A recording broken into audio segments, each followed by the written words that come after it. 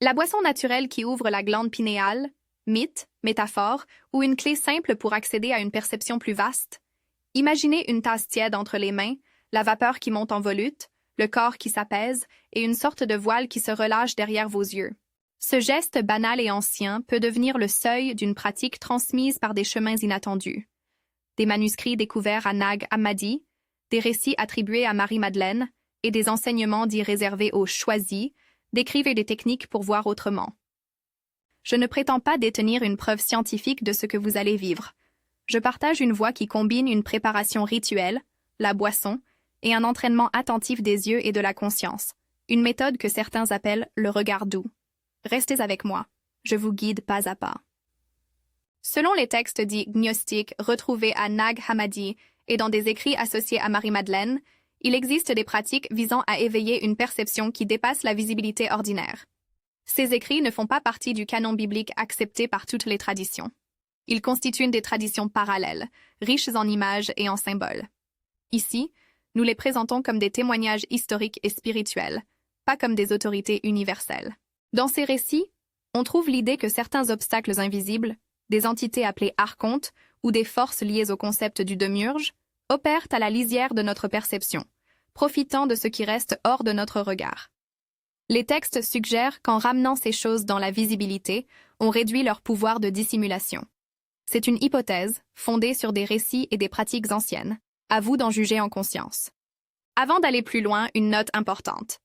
Quand je parle de la glande pinéale, je l'emploie d'abord comme un symbole, le point imaginaire où s'unissent corps, attention et mystère. Il existe des discussions et des recherches sur la pinéale, mais ici nous parlons surtout d'un espace symbolique de perception profonde. De même, la boisson naturelle que je propose est à considérer comme un rituel de préparation. Une infusion réconfortante, un cacao cérémoniel ou une tisane apaisante, qui facilite la détente et la concentration. Ce n'est pas un médicament et je ne recommande aucun traitement ni dosage. Si vous avez des problèmes de santé, suivez l'avis d'un professionnel. Si cette vidéo vous parle, abonnez-vous et cliquez sur j'aime pour soutenir ce travail. Et restez, car la suite vaut le détour. Pour comprendre pourquoi une boisson et un regard peuvent se relier, il faut saisir deux idées simples sur notre perception. D'abord, la vision n'est pas une seule chose, elle se compose d'une partie centrale, ce que nous regardons directement, et d'un vaste champ périphérique, ces bords de l'écran visuel où nous captons mouvement, forme, ambiance. Ensuite, notre cerveau filtre sans cesse. Une grande partie de la réalité est censurée par des automatismes, des habitudes d'attention, des récits collectifs qui nous disent ce qui mérite d'être vu. Les traditions mystiques parlent d'un voile ou d'un filtre, les contemporains parlent de plasticité perceptive. Quoi qu'il en soit, si l'on apprend à déplacer l'attention, à élargir la périphérie et à maintenir un regard souple, des phénomènes inattendus peuvent apparaître dans ce champ que l'on croyait familier. Les textes gnostiques proposent une lecture particulière de ces phénomènes. Des entités que l'on nomme archontes se situeraient justement dans cette périphérie. Ils ne sont pas décrits comme des monstres hollywoodiens, mais comme des échos, des formes semi-translucides, des présences qui tirent avantage de la dissimulation. Le concept du démiurge, dans ces récits, représente une structure de fausse réalité. Non nécessairement une entité malveillante unique, mais plutôt un ordre qui maintient les gens dans l'ignorance. Tout cela est à lire comme des cartes symboliques qui aident certains à repérer ce qui bloque leur vision intérieure. C'est utile à garder en tête, sans transformer ces images en une théorie définitive du monde. Maintenant, revenons à la boisson. Dans de nombreuses cultures, une infusion mise entre parenthèses du quotidien marque une transition. On quitte le bruit, on invite le corps à ralentir. Pour notre rituel, la boisson a trois fonctions principales. Elle abaisse la tension physique, elle crée une petite encre sensorielle, le goût, l'odeur, la chaleur, et elle signale au cerveau que l'on s'accorde un espace différent. Parmi les suggestions traditionnelles, on trouve des tisanes calmantes comme la camomille ou le tilleul, ou bien un cacao rituel consommé en petite quantité pour la chaleur et l'intention. D'autres préfèrent une infusion florale légère ou une boisson sans caféine qui évoque la douceur. Encore une fois, je ne donne pas de recette médicale. Ces ingrédients sont des suggestions culturelles. Si vous prenez des médicaments, si vous êtes enceinte ou si vous avez des conditions particulières, consultez un professionnel avant d'essayer. La préparation du lieu est simple mais essentielle. Choisissez une pièce où la lumière peut être tamisée. Éteignez les écrans et minimisez les bruits. Asseyez-vous de manière stable. Un siège confortable, le dos droit mais relâché, les mains posées sur les genoux ou sur la table. La boisson doit être tiède, juste assez pour tenir la tasse. Prenez 2 ou 3 gorgées pour sentir la chaleur et l'arôme. Laissez votre respiration ralentir. Ce petit rituel de boire n'est pas une distraction. Il est le signe que vous mettez votre attention à l'œuvre. Le cœur de la pratique s'appelle le regard doux. Ce n'est pas une relaxation oculaire passoire, ni une méditation de concentration aiguë, mais un entraînement subtil entre les yeux et la conscience. Voici comment le pratiquer, étape par étape. D'abord, gardez les yeux ouverts. La position n'est pas celle de la fermeture méditative, mais celle d'une ouverture accueillante. Posez votre regard devant vous, sans fixer un point net. Imaginez que vous regardez à travers la surface d'un lac calme. Laissez la vision centrale devenir légèrement floue et déplacez doucement l'attention vers la périphérie. Vous ne cherchez pas d'objet. Vous vous efforcez de connaître l'espace autour du point central. Ensuite, ajustez la lumière. Une lueur douce, pas d'éclat brûlant, aide le champ périphérique à s'éveiller. Si la pièce est trop sombre, allumez une lampe indirecte. Si elle est trop claire, baissez l'éclairage. En gardant le regard ouvert et relaxé, observez ce qui bouge, ce qui scintille, les ombres qui se forment au bord du champ visuel. Au début, il n'y aura peut-être rien d'extraordinaire. De petits changements, des taches, des pixels de lumière. Restez patient. L'idée n'est pas de forcer une vision spectaculaire, mais d'entraîner le filtre de votre attention. La durée. Commencez par des sessions courtes de 7 à 10 minutes par jour. Faites cela pendant une semaine, 7 jours consécutifs, et observez l'évolution. C'est un entraînement progressif. Les pratiquants rapportent que, après quelques jours, une sensibilité nouvelle se développe dans le coin de l'œil, une présence qui se distingue d'un simple souvenir visuel. Parfois, cela se présente comme des formes semi-translucides glissant le long d'une étagère, comme des mouvements synchronisés avec votre respiration, ou comme un frémissement dans un espace que vous connaissiez comme vide. D'autres fois, c'est une atmosphère, une baisse subite de l'air, une impression de densité qui répond au regard. Rappelez-vous toujours, ce que vous voyez peut avoir une origine intérieure aussi bien qu'extérieure. La différence peut s'évaluer en observant la contingence. Une présence réagit-elle à votre attention? Change-t-elle quand vous la regardez directement? Ou bien persiste-t-elle indépendamment de votre regard? Un test pratique pour discerner. Si vous doutez, tentez un petit exercice interactif. Quand vous percevez quelque chose au bord du regard, ne clignez pas des yeux ni ne vous figez. Respirez calmement et sans tourner la tête, envoyez-lui une attention claire. Parlez intérieurement ou à voix basse si vous en ressentez le besoin. Dites quelque chose de simple comme « Je te vois ». Observez la réaction. Dans de nombreux récits, les formes qui existent en périphérie se modulent en présence d'un regard non agressif. Elles peuvent se retirer, s'apaiser, se recomposer différemment. D'autres fois, elles s'atténuent simplement comme l'ombre d'un nuage qui passe. Ces réponses, si elles surviennent, vous informeront sur la nature de l'expérience. Il est possible que, au cours de cette pratique, des impressions émotionnelles fortes surgissent, tristesse, peur, nostalgie ou même une joie inattendue. Ce sont des aspects du terrain intérieur qui se déplacent quand la perception change. Traitez-les avec douceur. Si vous éprouvez une montée d'angoisse, arrêtez la session, buvez un peu d'eau, ancrez-vous dans la respiration et, si nécessaire, cherchez de l'aide auprès d'un ami de confiance ou d'un professionnel.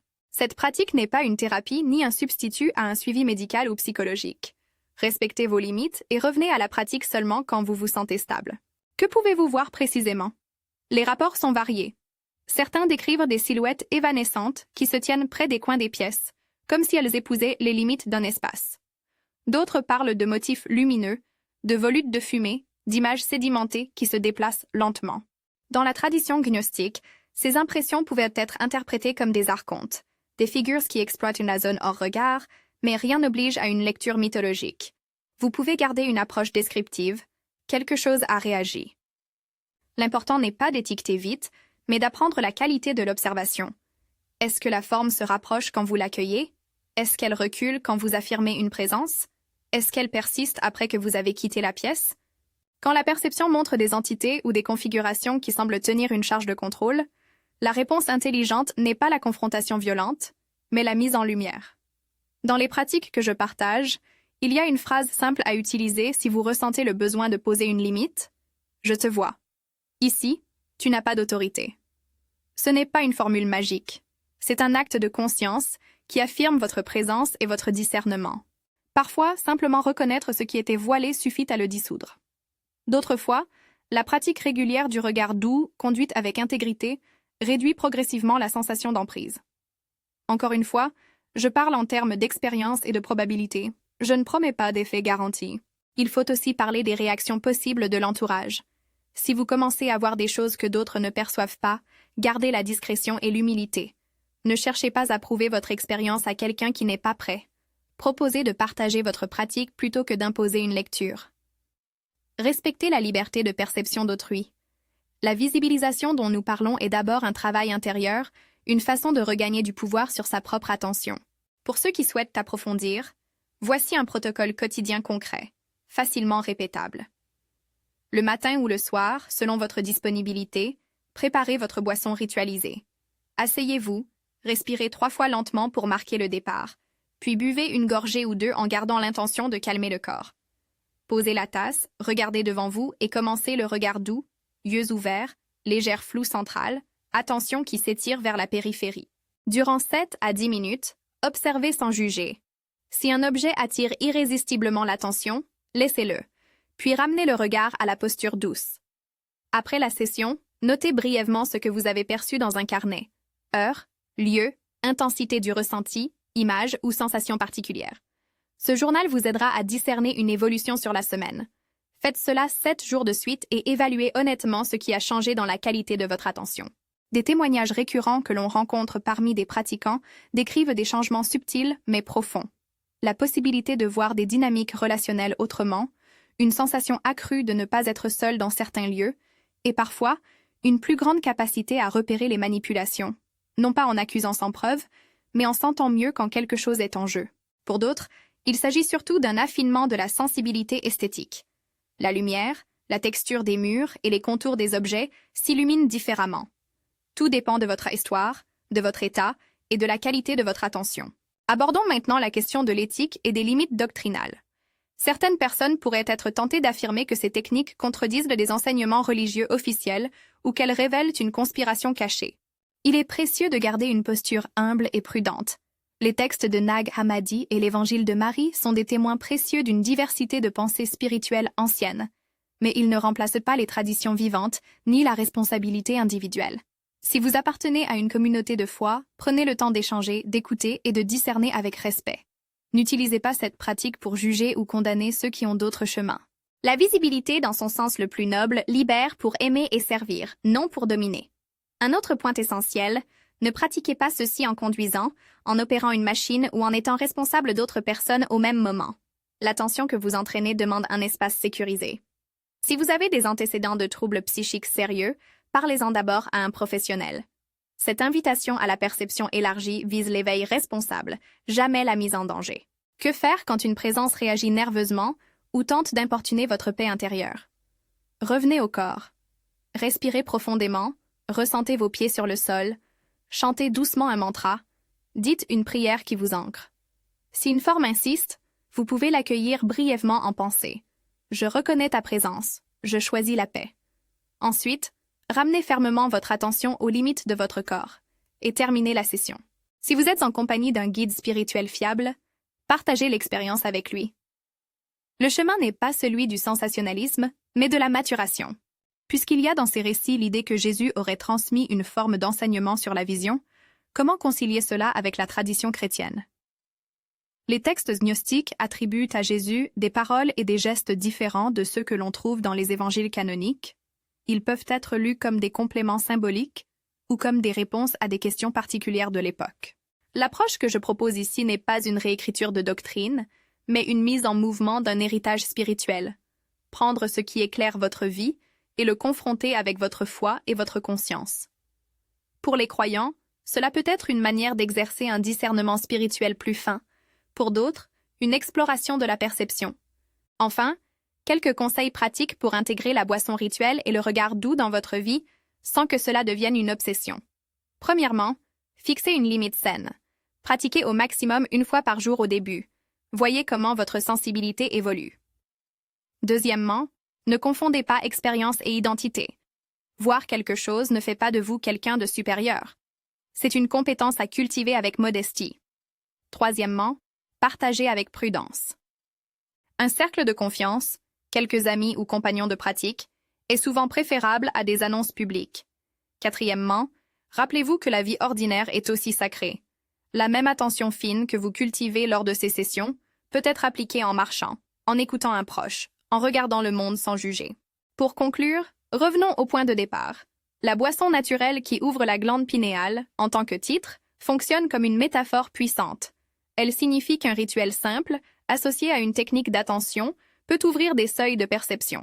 Ce n'est pas une promesse miraculeuse, mais une invitation à expérimenter. Prenez une infusion qui vous apaisera, créez un espace tamisé, pratiquez le regard doux pendant une courte période et observez avec humilité ce qui se présente. Si vous respectez les précautions et que vous avancez avec responsabilité, vous pourriez découvrir des pans de réalité qui, jusqu'ici, étaient tenus à distance par des automatismes de regard. Si vous êtes prêt à essayer ce rituel dès ce soir, écrivez « visible » dans les commentaires pour marquer votre intention. Partagez aussi une courte note si vous avez des questions ou si vous souhaitez un guidage plus détaillé lors d'une prochaine vidéo. Merci d'avoir été ici, dans cette écoute partagée. Que votre regard se fasse accueillant et que la lumière intérieure s'étire, paisible et lucide.